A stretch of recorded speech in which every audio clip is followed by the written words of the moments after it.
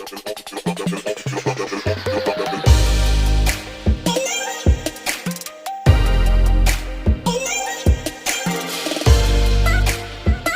going on, everybody?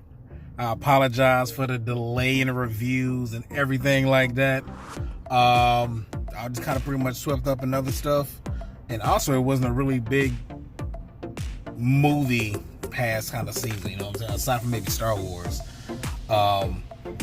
I'm coming back now, man, fresh out the theater of catching Bad Boys for Life, the third installment of the Bad Boy franchise starring Will Smith and Martin Lawrence. Man, it's been 25 years since we started this journey with them, man. 25 years. And does it stand up to the first two movies? I'm gonna let y'all know.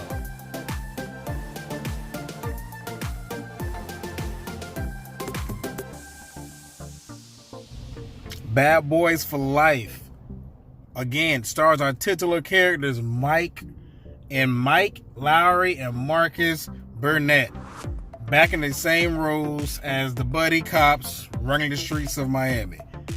And right off the bat, between these two characters, this will be a non-spoiler review. There will be no spoilers.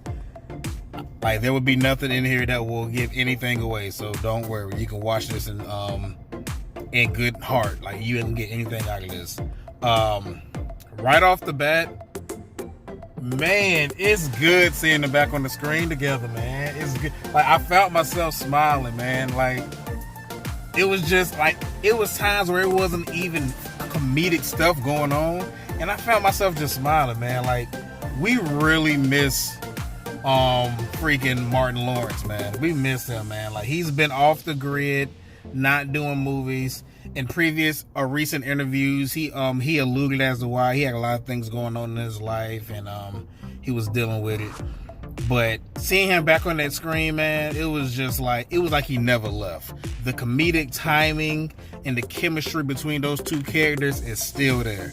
It was like riding a bike with them back on the screen again, man. It was fantastic watching them together. So the story or the plot of this movie is clearly, like I stated before, we've been going on with this duo for 25 years. So now they're starting to age. Marcus, his character, he's ready to hang it up, man. You know what I'm saying? He done been through a lot, done seen a lot, like escaped death a lot. You know what I'm saying? So he's ready to just hang it up and be a family man and put it all behind him. Mike, hot-headed Will Smith, doesn't want to give it up. You know what I'm saying? So when he said, we ride together, we die together, Bad Boys for Life, he lived by that mantra. Like, we're going to do this crap until the wheels fall off. He has no inkling of wanting to retire or anything like that. That is not in his nature. And because of that, it's times where him and Marcus don't see eye to eye on things because of their outlook on things. It's like, did you really mean what you said when you said Bad Boys for Life, or were you just caught up in the moment? We're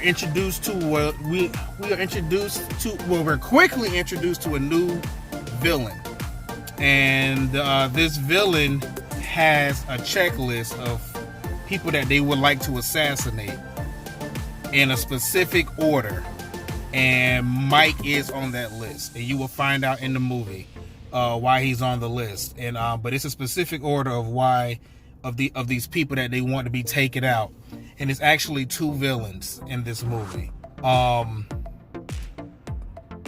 off the bat, of the three Bad Boys movie, this seems to be the villain that is the most like, they feel the most dangerous. It's a mother and her son, and they are a villain duo, and they feel the most dangerous because they're cold-hearted, they're tactical, they're just cold-hearted killing machines. Like, not like, you know what I'm saying? Like, shoot you in the head, won't even think twice kind of a villain. And I believe the first two Bad Boy movies didn't really have that. That didn't have that element. It was just more so of the cookie cutter drug cartel villain, you know what I'm saying? Like Johnny Tapia and Bad Boys 2. It was nothing really that stood out about them. These two villains, I believe, really and very quickly in the movie establishes a sense of be on your heels and nobody is safe. Like, nobody is untouchable. And if they want to touch you, they will touch you.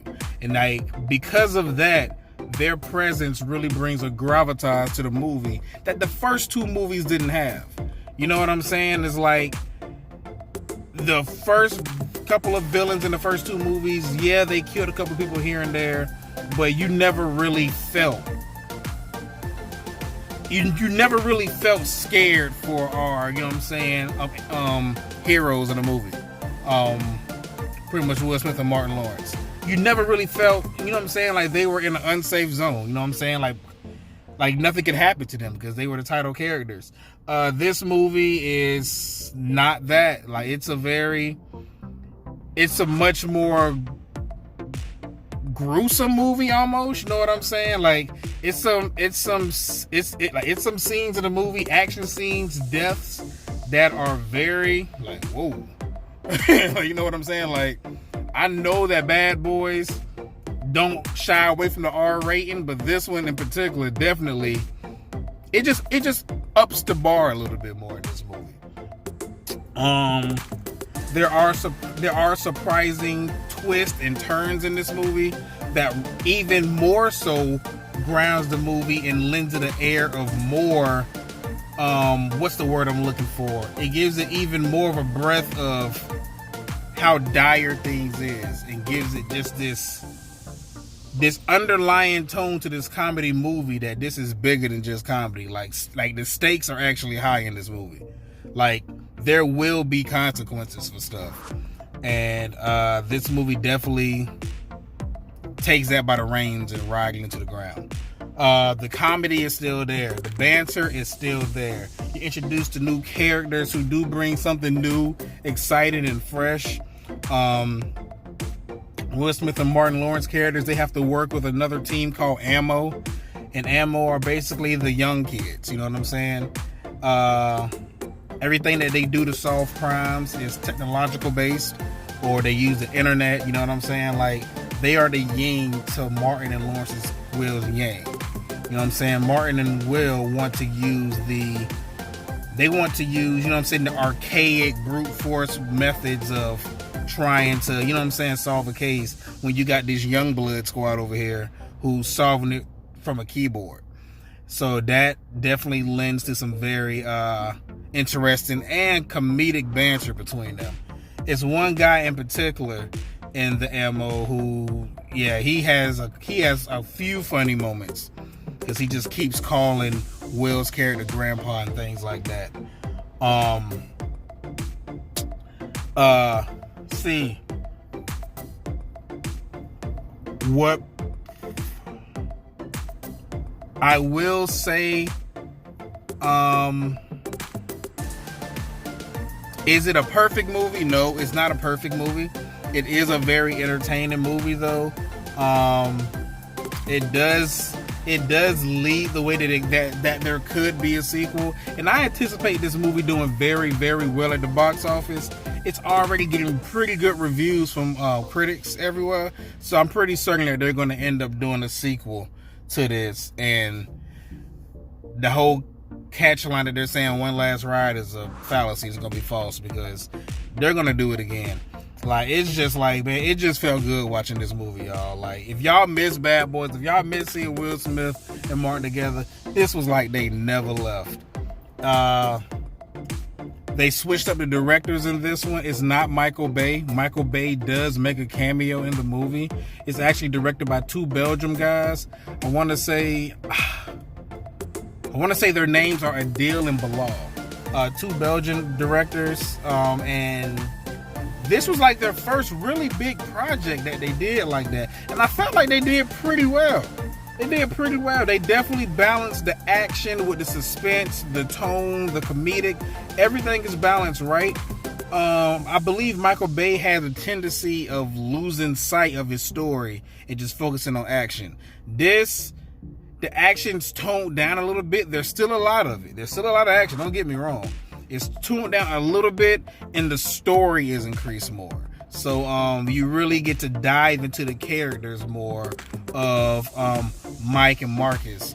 You find out more about them, which is crazy because we're the third movie in and you're still finding out more about them.